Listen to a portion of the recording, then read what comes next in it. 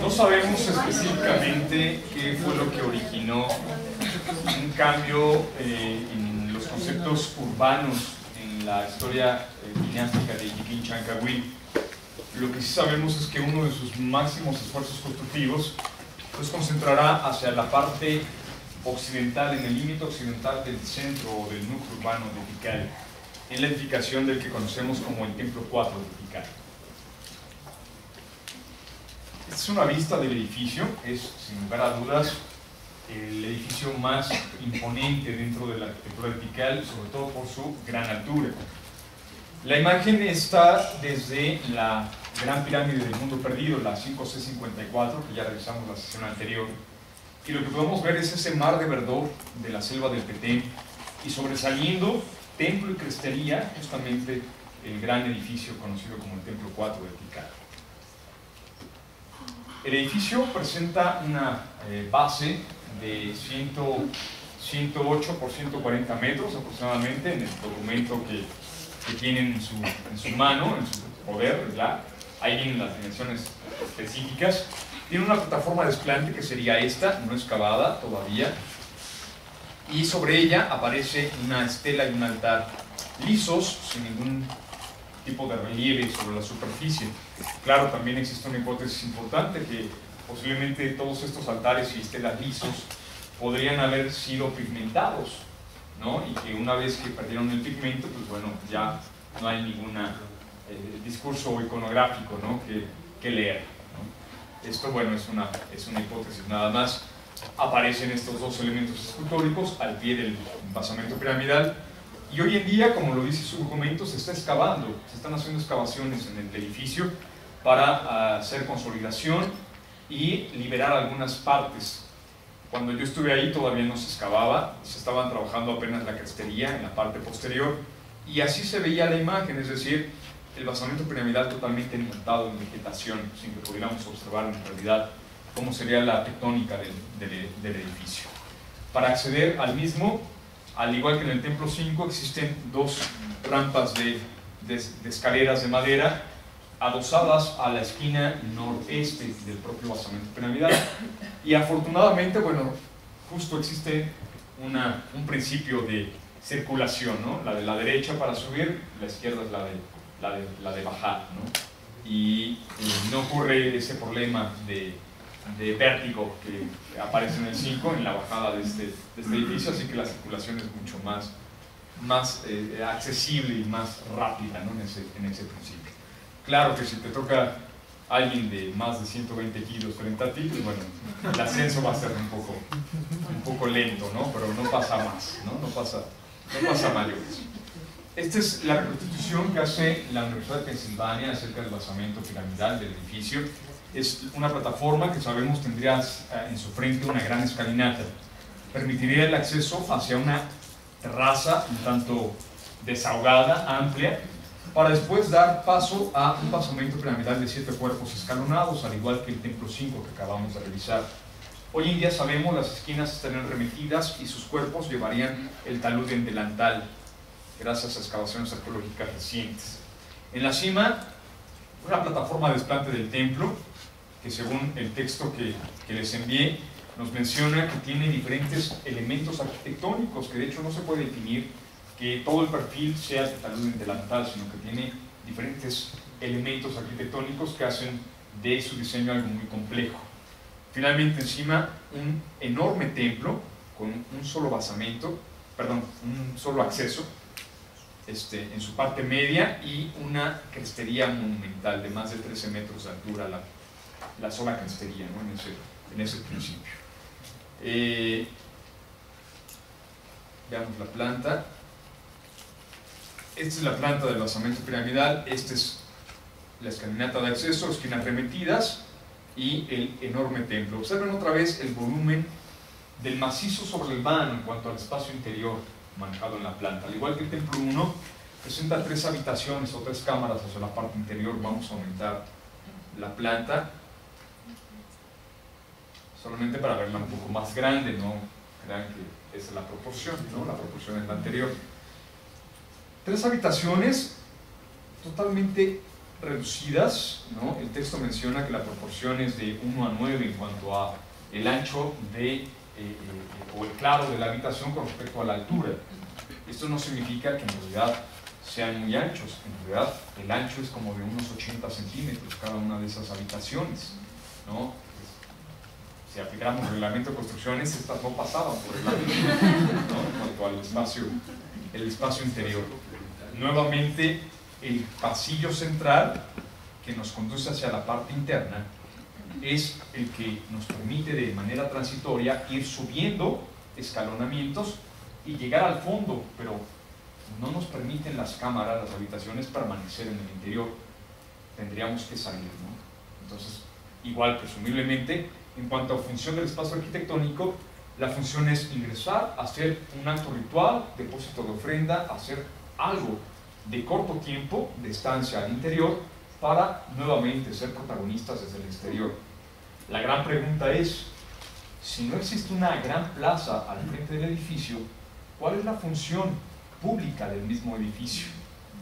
Porque no hay una gran plaza. Aquí al frente está un SACB que remata en el edificio, pero no hay una gran plaza. Podría ser el SACB justamente lo que hicieran las veces de espacio público abierto, pero en realidad no hay una gran plaza, no hay una plaza central, no hay una gran explanada que desahogue la fachada del mismo edificio. De hecho, llegando a Tikal, caminando sobre el SACB, que está lleno de vegetación, por supuesto, uno no ve el edificio hasta que está totalmente frente a él, no en la fotografía primera que veíamos desde la base del inmueble.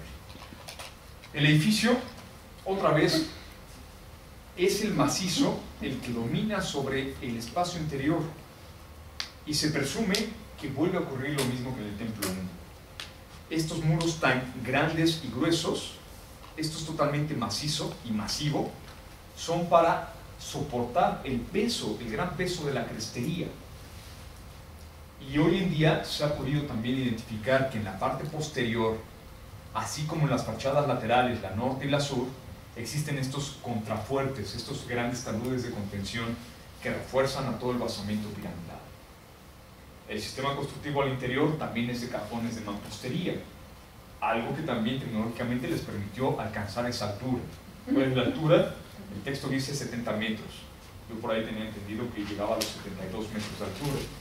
Y se convierte el Templo 4 de Tikal en el edificio más alto del periodo clásico en el área maya, empatando posiblemente a la pirámide Danta del Mirador del preclásico, y siendo uno de los edificios más altos de toda Mesoamérica, de hecho, no solamente del área maya, sino de toda Mesoamérica.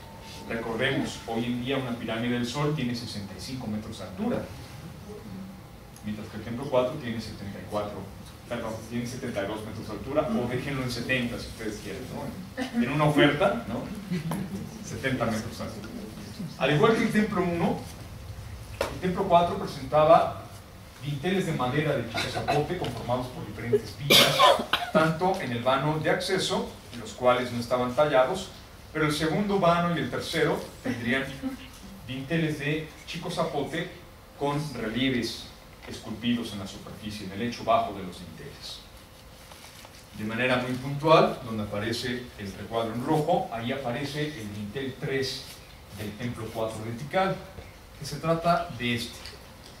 Uno de los dinteles mejor conservados porque presenta todas las vigas, ¿no? A diferencia del dintel 3 del Templo 1 que revisamos, el de la imagen del jaguar, de Hassan Chancagüí, solamente se conservan 2 o 3 de las vigas que formaron la totalidad del dintel.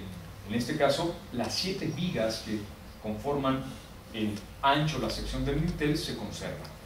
Tanto los dinteles del Templo 1 como los del Templo 4 fueron extraídos por un doctor de apellido Bernoulli, italiano. Fueron extraídos a finales del siglo XIX, a principios del siglo XX.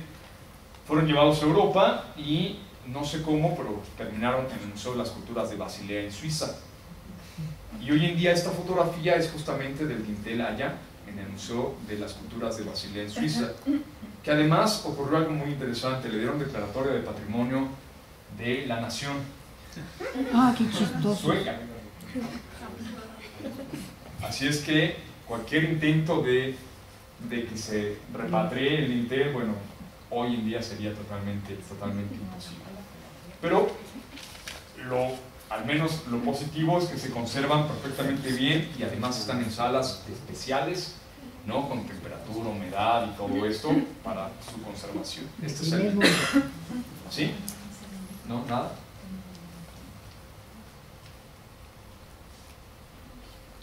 El dintel presenta la imagen de Jigin Chankawil. Está también sentado, entronizado, y su representación es frontal. Aquí está la imagen. A este lo enmarca una serpiente bicéfala que forma un arco por detrás del tocado de Jigin Chankawil y que abre sus fauces para que de ellas emerja una deidad, posiblemente el dios Kawil, o posiblemente una deidad con atributos de Kawil y del dios del maíz. Del otro lado aparece una imagen de la cabeza de serpiente descarnada viendo hacia arriba, y que podríamos identificar a este como el llamado dragón celeste o la serpiente cósmica. Esta serpiente que mitológicamente existe en la bóveda celeste y que devora al sol en el amanecer para conducirlo en su trayectoria de la eclíptica solar a través de su cuerpo, para que al llegar al ocaso emerja de las fauces descarnadas de esta misma serpiente y que después pase hacia la región del inframundo. Sería esta misma serpiente. La imagen completa se complementa con textos glíficos que nos hablan justamente de parte de las hazañas y victorias de este gobernante, de Jigin Chankawil. De manera específica se menciona 2 victorias a través de la conquista, a través de la guerra de Jigin Chankawil. La más importante, una hacia un reino llamado Yashka, que usa el término Yashka es agua verde en maya, Yash es verde, Ha es agua, y hoy en día sabemos la zona arqueológica que se conoce con ese nombre, cercana a la laguna de Yashka, hacia el oriente de Tikal, es la misma ciudad que conquistó Jigin Chankawil a través de la guerra. Y esta imagen de la serpiente bicéfala es la imagen totémica que llevaba el ejército de Yashka al campo de batalla. Al igual que su padre, lo que hizo Jigin Chankawil fue capturar la imagen totémica y fue presentado Jigin Chankawil justamente con la imagen totémica de esta deidad, ¿no? Este es el dibujo del dintel con sus vigas, con la imagen de Jigin Chankawil hacia la parte central. Algo muy particular es que él lleva insignias de guerra. ¿Alcanzan a ver la mano? Sujeta una lanza que termina con punta de flecha. Del otro lado, la otra mano sujeta un escudo, y lo que lleva por yelmo es justamente la imagen de una deidad descarnada, manufacturada con cuentas circulares, posiblemente de jade, que es un atributo posiblemente de guerra. Como parte del atributo de guerra, a ver si lo alcanzan a notar, si no, denme su voto de confianza. Aquí atrás está el símbolo de Ek, o de la estrella Venus, como parte de las insignias de guerra del mismo gobernante de Jigin Chankawil, ¿no? En esta referencia de que se hace representar como el gran conquistador, ¿no? Esta es una maqueta en el Museo de Sitio de Tikal, donde hay un error de reinterpretación, porque en la maqueta el basamento piramidal presenta 9 cuerpos escalonados, ¿no? Como si en realidad fuera un edificio como el Templo 1.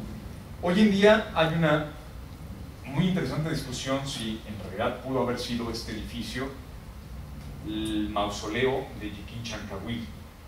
Hay una tumba que se localizó en la Acrópolis Central que, por sus características del ajuar funerario, de las vasijas y la temporalidad, se presume que esa es la tumba de Jigin Chankawil, pero no está perfectamente bien definido. No hay ningún texto que en realidad nos diga sí, él es Jigin Chankawil. Pero la tumba, en cuanto a su contexto, es muy similar a la de su padre, Hassan. Mas, sin embargo, todavía no se puede comprobar que él haya sido el hijo, que esa sea la tumba de Jikín Chancahuil. Hoy en día se presume que a lo mejor este es el mausoleo, pero si el edificio en realidad, ya algo confirmado, es que está conformado de 7 cuerpos escalonados, posiblemente podría tener alguna otra referencia o función. Finalmente, el edificio se le atribuye, constructivamente hablando, a él, a Jikín Chancahuil, hacia más o menos el 740-44 después de Cristo, en cuanto a su propia edificación, ¿no? En cuanto a la edificación se refiere, y sería, insisto, uno de los edificios más emblemáticos y monumentales. Por mucho tiempo también se pensó que no existirían subestructuras en este edificio. Las escalas arqueológicas realizadas hoy en día han encontrado la evidencia de posiblemente una subestructura, que todavía no se sabe, no se conoce exactamente ni sus dimensiones ni su altura, pero sí se han encontrado tanto la plataforma de desplante como el primer cuerpo de esa subestructura, y se presume sería posiblemente una versión menor a este edificio. Así es que, bueno, mi atributo en realidad no sería una magna obra monumental como el Templo 1 de Tikal, de un solo esfuerzo, sino, ya aprovechando una subestructura, la edificación de un edificio que nadie le quita, por supuesto, la escala monumental y la altura que alcanza, los 70-72 metros de altura que tiene el Templo 4 de Tikal. Desde ahí, esta es la vista. Y la vista es totalmente dominante hacia la ciudad, está viendo hacia el oriente y está viendo también, como el Templo 5, hacia la plaza central, hacia la Acrópolis norte, que estaría aquí. Esta es la crestería del Templo 3, esta es la crestería del Templo 2 y este es el Templo 1, que es lo que vemos de frente. Este pequeño pico es la crestería del Templo 5 y este gran cerro de vegetación es la Acrópolis Sur, la que veíamos en planta hace un momento. Es totalmente un dominio visual y pareciera, la intención es que no solamente desde el Templo 4, desde arriba, se tuviera un dominio visual de los otros templos altos y del resto de la ciudad, sino que también desde los otros edificios se pudiera observar y percibir el Templo 4. Prácticamente desde el único desde donde no se ve sería desde el Templo 5, porque la Acrópolis Sur lo tapa la visual entre ambos edificios, ¿no? Pero fuera de eso, el Templo 4 sería, digamos, el más, el que tendría esa intención de ser visto desde cualquier punto, desde cualquier visual. Regresemos hacia la parte central de la ciudad para revisar algo que no es el clásico tardío, no es arquitectura ni de Hasan Chancahuil ni de Jikín Chancahuil.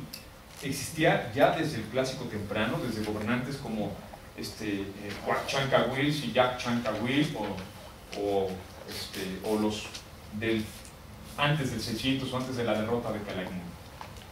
Pero los más grandes conjuntos llamados de pirámides gemelas sí se construyen con Hasan y Jikín Chancahuil. Estos son estos de aquí. Desde la plaza central, el Sacbé, que comunica con el grupo norte a mitad de distancia, genera una desviación hacia dos grupos arquitectónicos construidos por Jikín Chancahuil. Jikín Chancahuil lo que hizo fue algo de renovación espacial y arquitectónica asociada con fiestas de celebración de Katun. Otra vez, los ciclos de 20 años ahora van a definir no solamente una ceremonia específica, sino además un espacio arquitectónico definido para estas celebraciones. Los periodos de Katun, los periodos de 20 años, tendrán como conmemoración la generación de una plataforma de desplante de todo el conjunto arquitectónico, en donde habrá 4 edificios colocados hacia los 4 puntos cardinales. Al oriente y al poniente, 2 pirámides de planta radial, cuya frontalidad principal estará definida, claro, por la plaza al centro del conjunto, más la colocación de líneas de estelas y altares frontal a las estructuras o edificaciones. Hacia la parte del sur habrá un edificio alargado, abovedado, que de manera muy particular presenta 9 vanos o 9 entradas, y al norte existirá un recinto sin cubierta, ni siquiera una cubierta de material perecedero. Se identificó que no existía una cubierta en este sector, y que albergará al interior una estela y un altar que serán los únicos labrados o esculpidos de toda la serie de estelas y altares que conforman al conjunto de pirámides gemelas. En detalle, esta es la plaza, vista desde el norte hacia la parte del sur, parte de la línea de estelas y altares, una de las pirámides radiales, la otra estaría acá. Y esta es la pirámide que aparece en la parte del oriente. De manera particular existe una diferencia entre ambas estructuras. Aunque las dos son exactamente iguales en forma, 5 cuerpos escalonados, escalinata central, mismas dimensiones, misma proporción, estas sí están sobre el mismo eje, oriente-poniente, están perfectamente bien alineadas. La diferencia es que solamente la estructura del oriente presenta una línea de estelas y altares, no así la del poniente. Esa será una de las grandes diferencias, que se está enfatizando posiblemente una mayor referencia de importancia la estructura del oriente contra la del poniente, que no presentaría las estelas y altares. Una particularidad es que en la cima de ambas estructuras no se identificó la presencia de un templo, es decir, nunca se construyó un templo encima de estos dos basamentos piramidales de planta radial, lo que generan la hipótesis de que pudieron haber funcionado para danzas rituales en su cima, como grandes plataformas elevadas para la realización de danzas rituales, como se tiene registrado en algunos textos glíficos, ¿no? Y en algunas representaciones gráficas, sobre todo en vasijas del área maya. Yo enciendo la compu. De estela y altar, que es un binomio casi indisoluble, pero en muchas ocasiones, claro, encontramos o las estelas aisladas o los altares aislados. En los grupos de pirámides gemelas, aquí sí es un elemento totalmente indisoluble, aparecerá siempre la estela acompañada del altar. En este caso, sabemos, en origen fueron 9 estelas con 9 altares, en una asociación que podría también tener cierto simbolismo con respecto a un nivel de inframundo o hacia la región de los muertos, aunque no está perfectamente bien definido. Y no explicamos, no tenemos hoy en día todavía una explicación que nos hable del por qué solamente la estructura del oriente presenta estas estelas y altares y no la del poniente, ¿no? en este sentido. Por su parte, el edificio del sur presenta 9 vanos, 9 puertas que podrían también estar asociadas simbólicamente con los 9 niveles del inframundo, y todas ellas nos conducen a una sola habitación. Es un cuarto alargado con 9 entradas y el cuarto estaba abovedado. Y este aparece siempre en cualquier conjunto de pirámides gemelas, de Tikal o algunos fuera de Tikal, como en el sitio de Yaxha aparece también un conjunto de pirámides gemelas, aparece esta misma referencia. Al sur, un edificio de 9 entradas y es un edificio abovedado. Por el otro lado, en el norte, aparecerá un recinto delimitado perimetralmente por muros, pero sin evidencia de estar cubierto, ni siquiera por una cubierta de material perecedero. Y este recinto albergará al interior, a través de un único vano abovedado, la presencia de una estela y un altar. El vano abovedado nos permite, en línea directa, sobre el mismo eje, encontrarnos la estela y el altar. La estela y el altar llevan un mismo discurso. La iconografía, el relieve sobre la estela, se complementa con la información que aparece en el altar. Y ambas hablan tanto del momento histórico del gobernante, algunas de sus guerras, de sus conquistas, así como del carácter ritual de la celebración del Katun. Esto será algo muy importante. Cada una de estas estelas altares registra la conmemoración del cierre del ciclo de 20 años. Por eso sabemos que el conjunto arquitectónico se construyó en esa ceremonia de 20 años. Lo que no sabemos es qué ocurre después con el conjunto arquitectónico. ¿Cuáles son las funciones secundarias que cubriría el conjunto? porque 20 años después se renueva con un nuevo conjunto arquitectónico de pirámides gemelas. Ahora, algo muy interesante es la relación, claro, en puntos cardinales de los edificios, pero también la relación simbólica que tienen los puntos cardinales. ¿Recuerdan cuál es la asociación del norte? Del rumbo cardinal norte. ¿Qué color tiene el color norte? No.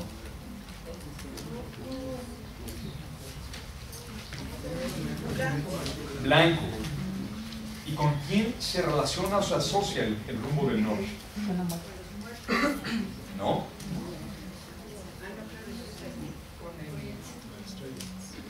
Con el cielo. Posiblemente esta referencia de una estructura sin cubierta haga la referencia justamente a su nivel celeste, mientras que el edificio del sur, con 9 puertas, se asocia, ahora sí, al color negro y a la región del inframundo, mientras que las estructuras del oriente y del poniente son montañas sagradas que nos permiten la salida desde el inframundo y la entrada hacia el inframundo, ¿no? En esta cosmovisión, digamos, en un se me fue la palabra, bueno, en un esquema simbólico, ¿no? Desde el punto de vista espacial o arquitectónico. Dejemos a los conjuntos de pirámides gemelas y vámonos a este conjunto, la Acrópolis Central. En realidad, para hablar de Tikal necesitaríamos todo un curso de arquitectura de Tikal, ¿no? Pero bueno, tuvimos 2 sesiones y hoy cerramos con este edificio, la Acrópolis Central. La Acrópolis Central, lo veíamos en la sesión pasada, es un conjunto conformado por 6 patios al interior. Es un conjunto monumental que, claro, no se construyó todo al mismo tiempo, fue creciendo a través de los años. Algunas de las casas residenciales más tempranas se localizan aquí, en lo que hoy llamamos o conocemos como el patio 6. Y pareciera ser que la parte más tardía, conformaría justamente lo que conocemos como el patio 1. Hoy sabemos que en la Acrópolis Central no solamente residía la élite gobernante, es decir, los gobernantes tenían su residencia en este conjunto arquitectónico, sino que además había edificios de diferentes funciones con carácter administrativo, había edificios de carácter, digamos, casi departamental, es decir, departamentos dentro del conjunto residencial, y también edificios de templo, en donde también sabemos, ahí fueron guardados las insignias o las imágenes totémicas de los gobernantes derrotados en batalla, y capturadas estas imágenes y llevadas y colocadas al interior acá en la Acrópolis Central. Vamos a revisar el patio 2 en primera instancia, después vamos a revisar el patio 6. Todos los patios están comunicados, aunque las comunicaciones no son del todo, digamos, directas, ¿no? Es necesario pasar por áreas como de filtros, de pasillos, para acceder de un patio a otro, generando, claro, privacidad y, claro, una jerarquización en el espacio arquitectónico hacia la parte interior. Veamos el patio 2. Este es el patio 2. Hacia la parte del sur aparece un gran conjunto arquitectónico muy similar a la estructura 18 del grupo A de Huachactún, que revisamos la sesión anterior. Este edificio de 2 niveles. Este se conoce como el Palacio Mahler, justamente porque Jover Mahler lo tomó como lugar de campamento cuando hizo sus investigaciones a principios del siglo XX, exactamente en este edificio. Este aparentemente fue el edificio principal del conjunto arquitectónico y está asociado con otra serie de edificios que sus habitaciones están, digamos, un tanto hacinadas, y el acceso, por ejemplo, a este conjunto se hace a través de este corredor, sin que exista una frontalidad hacia el patio, haciendo una diferenciación de usos entre este conjunto y, por ejemplo, este, conocido como el Palacio. Observen, por ejemplo, este otro, que es una habitación muy amplia sobre un basamento piramidal pequeño, pero totalmente aislado, con acceso independiente, que se presume era el que cubría las funciones religiosas o rituales al interior del conjunto palaciego. Es decir, no era necesario salir del conjunto para llevar a cabo sus propias actividades religiosas o rituales dentro del conjunto palaciego, Y este otro, el edificio 62, lo que vemos aquí como plantas paralelas, no las imaginen en un solo nivel, imagínenlas en 3 niveles. Primero, el Palacio Mahler, o el edificio 65. Este es el patio, este es el templo, el 66, y este es el Palacio Mahler. Hoy en día nos permite ingresar hacia una primera cámara, que sería esta de acá, y observen cómo la primera crujía, excepto por el cuarto central, los cuartos laterales tienen comunicación con la crujía posterior. Existe una salida, es decir, hay una fachada hacia la parte exterior, hacia el lado sur, donde se encuentran las aguadas de la Acrópolis Central, y una escalera que permite llegar a un segundo nivel. Esto que pareciera ser una especie de crestería es en realidad el muro y el friso del segundo nivel, que hacia el exterior, es decir, más bien hacia el interior, hacia el conjunto del patio, muestran una fachada totalmente ciega. Posiblemente llevaría elementos ornamentales, pero no hay vanos de acceso. Los vanos en realidad darían hacia el exterior, hacia el sur, y hacia donde se encuentra un aguado reservorio en este sector. Y esto no lo pierdan de vista, esta relación de un edificio palaciego asociado con un espejo de agua, un gran espejo de agua hacia el fondo. Bueno, esto nos habla de una arquitectura exquisita para la élite gobernante, ¿no? En este diseño, concepto de diseño, ¿no? del conjunto palaciego. Por su parte, el 62, primer nivel, escaleras laterales y el acceso hacia un segundo nivel de crujías paralelas, todas ellas abovedadas. Un espacio muy restringido en este patio y que permite llegar a la azotea de este nivel. Este conjunto arquitectónico se encuentra en un nivel abajo con respecto a este otro, y no tiene acceso hacia el conjunto del patio. Su acceso es exclusivamente desde la plaza central al exterior, y se presume, por la gran cantidad de habitaciones independientes, que es un conjunto administrativo que podría cubrir funciones administrativas asociadas al espacio público, pero perteneciente al conjunto residencial de la élite gobernante. Algo muy importante, ¿no? en esta relación de funciones espaciales y arquitectónicas. Dejemos al patio 2 y vámonos al patio 6 y a revisar a este conjunto arquitectónico de manera particular. Estructura 53, 54, 123, 137. Bueno, no le hagan caso mucho a la numeración. Háganle caso a la planta arquitectónica. Observen, este es el nivel del patio, el patio 6. Tenemos un primer nivel de estructuras en planta en forma de C, otro segundo nivel de estructuras igual en planta en forma de C, y otra galería más y una más todavía en la parte superior. La flecha nos indica justamente la dirección de la imagen, de la fotografía. Este es el patio. Este es el nivel de la plataforma, esta de aquí. Y sabemos que en origen este fue el primer edificio, este de aquí.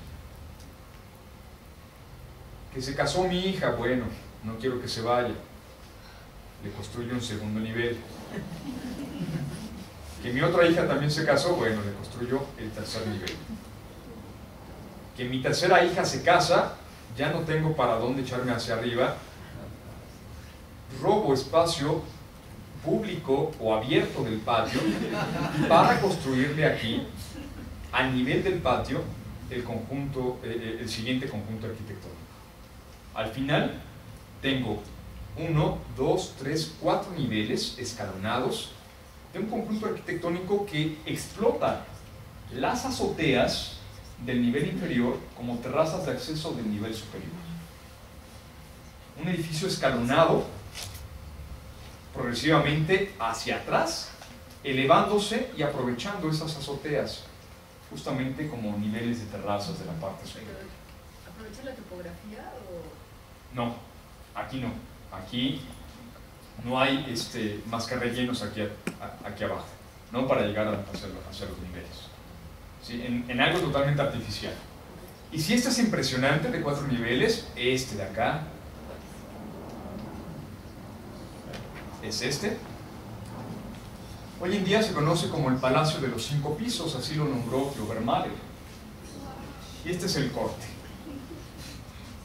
Esta es la aguada, la terraza de acceso del primer nivel, primera crujía. Bueno, en realidad estas son 2 crujías paralelas. La primera crujía genera una azotea, la cual es la terraza de acceso del segundo nivel, de 2 crujías.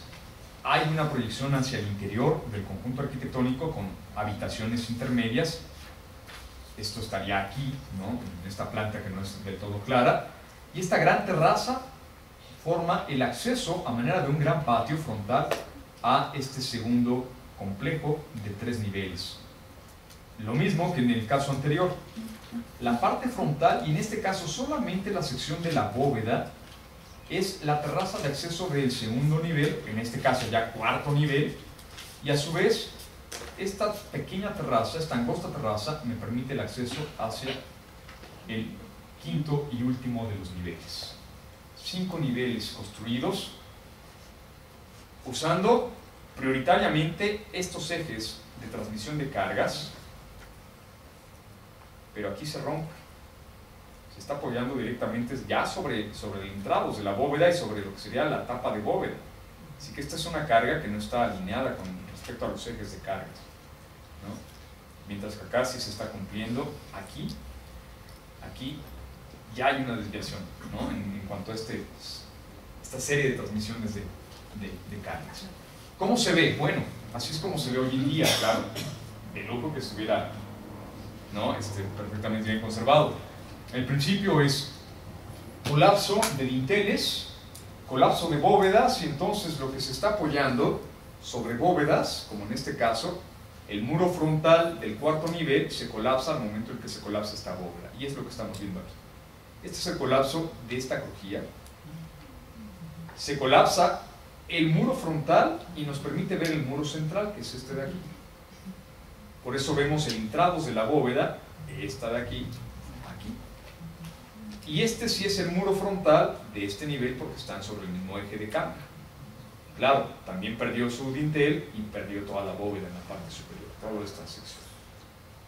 5.º, 4.º nivel, y este es el 3.er nivel.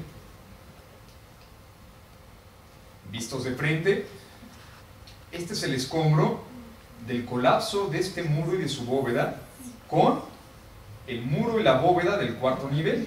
Todo este es el escombro. El vano que vemos acá es el vano central de este muro, del muro central del 3.er nivel, con la bóveda que soporta sobre ya el mismo eje el muro central del 4.º nivel con sus 3 vanos de acceso, el intrados de la bóveda, aquí estarían las tapas de bóveda, y lo que sería el vano central, ahora sí, el único del 5.º nivel con su muro frontal. Muro intermedio con vanos intermedios o interiores, y este es el vano exterior con el muro exterior, muro frontal. 3.º, 4.º y 5.º nivel. ¿Sí? ¿Vamos bien? Pero veámoslo desde aquí abajo. Este es nuestro primer nivel. Lo mismo, este es el muro frontal. Perdió dinteles, perdió bóvedas. Lo que vemos aquí con intrados de bóveda es este muro, con su bóveda central. Lo que vemos arriba es lo mismo.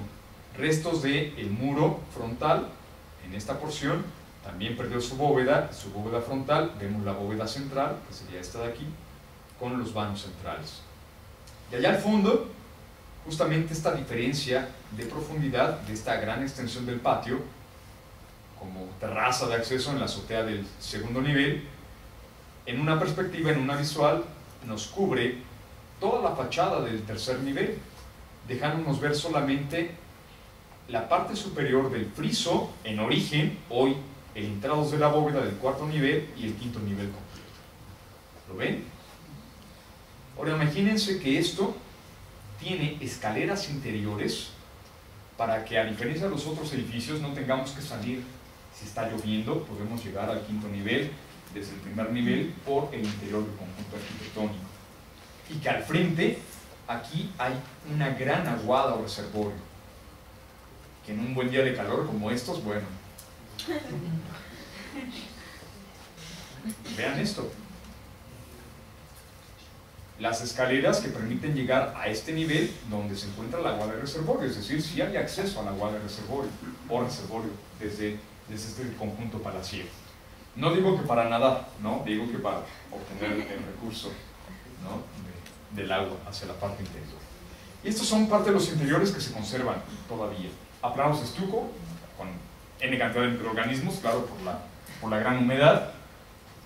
Banquetas que todavía conservan el enlucido en su superficie con pigmento original, en rojo, ¿no? Lamentablemente esto es algo bárbaro que aparece no solamente en Tikal, sino casi en todas nuestras zonas arqueológicas, ¿no? Todos los grafitis modernos. Y esto,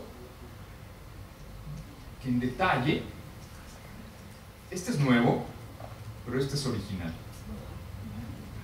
Y sabemos, por otros ejemplos aquí en el Palacio de los 5 Pisos, son los llamados morillos que sirven como parte del proceso de edificación. Se presume el morillo, al momento de estar edificando las bóvedas del salerizo, pudo haber sido parte de una cimbra o de un andamiaje que queda ahogado en el sistema constructivo. No tiene función como una viga, ¿no? o un contrafuerte para evitar la compresión de la bóveda. ¿Por qué? Porque la mayoría de estos se han perdido, porque son de madera y se han perdido en el intemperismo de los siglos. Y las bóvedas siguen perfectamente de pie, dejando las cavidades, las huellas de donde se encontraban estos morillos atravesados. Algo importante, lo vamos a ver para el segundo módulo, porque no lo vamos a ver en este módulo, lo vamos a ver para el segundo módulo. Pero estos, finalmente, los morillos quedarán ahogados en el espacio interior arquitectónico como parte del mobiliario del mismo edificio. Y si seguimos la iconografía de cerámica maya, donde nos reflejan espacios interiores, ahí colocaban cortinas, ahí colocaban cortineros que ornamentaban como serie de plafones de telas todo el interior del espacio arquitectónico.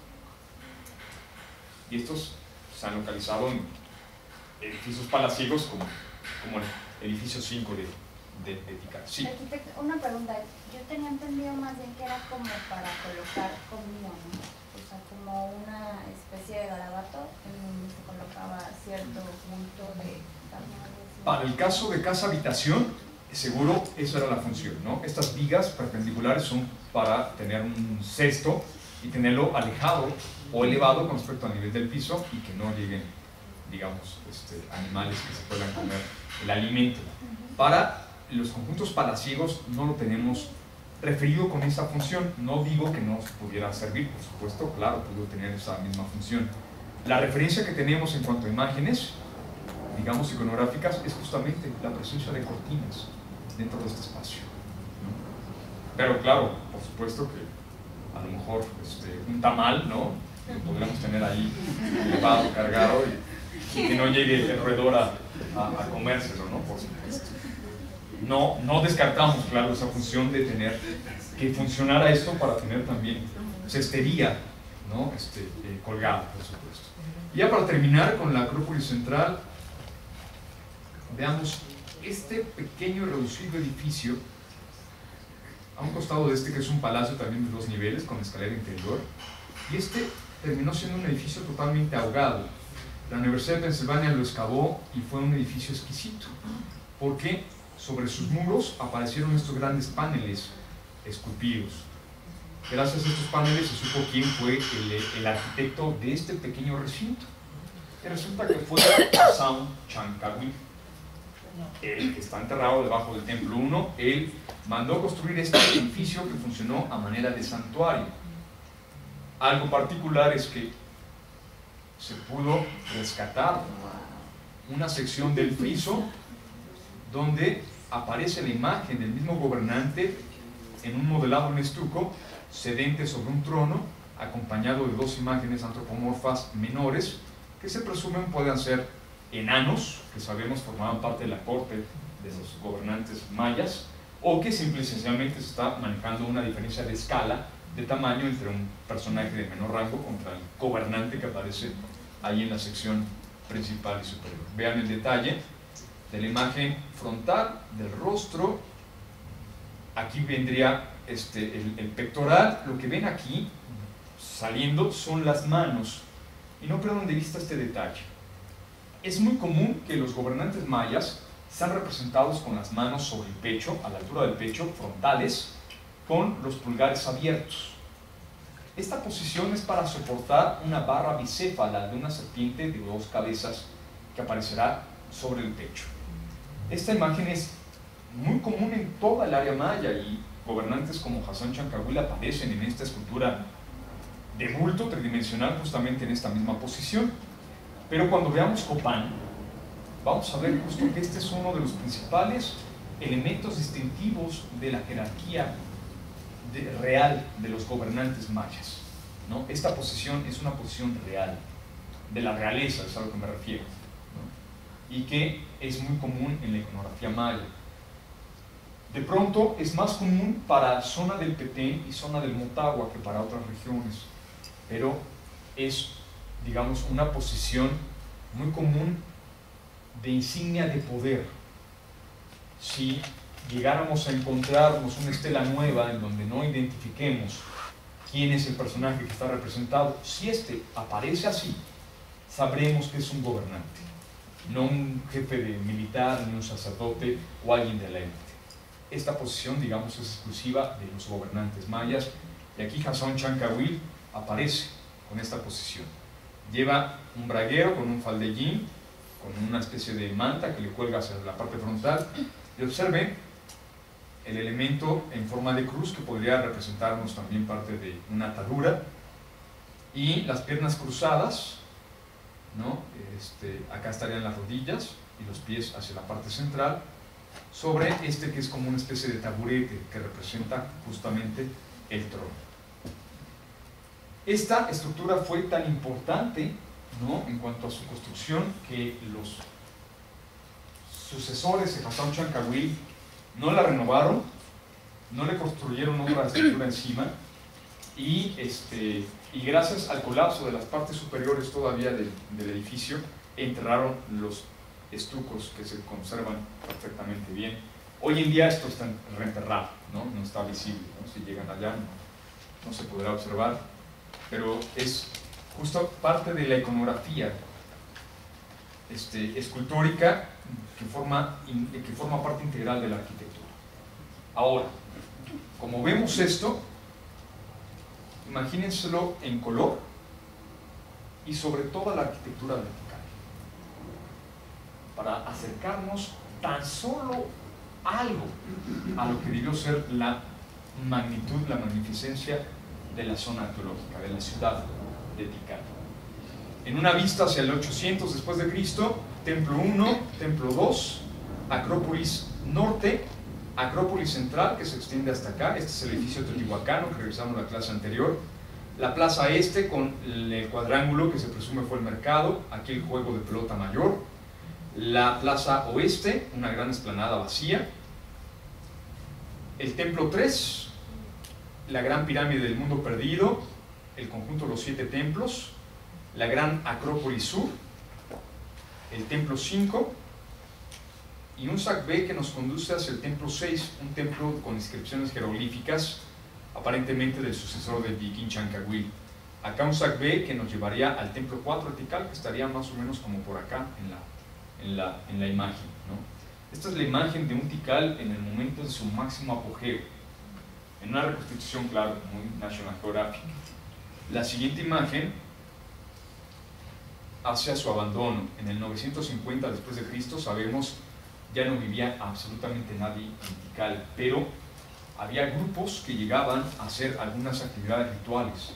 Depositaron ofrendas de vasijas en los vanos y en el interior de algunos de los templos, y de hecho construyeron plataformas de casa a habitación en la plaza central de Tikal. Estos parecieran ya no haber tenido ninguna relación con el gran auge, con la gran ciudad de Tikal. Fue un grupo totalmente ajeno a este espacio.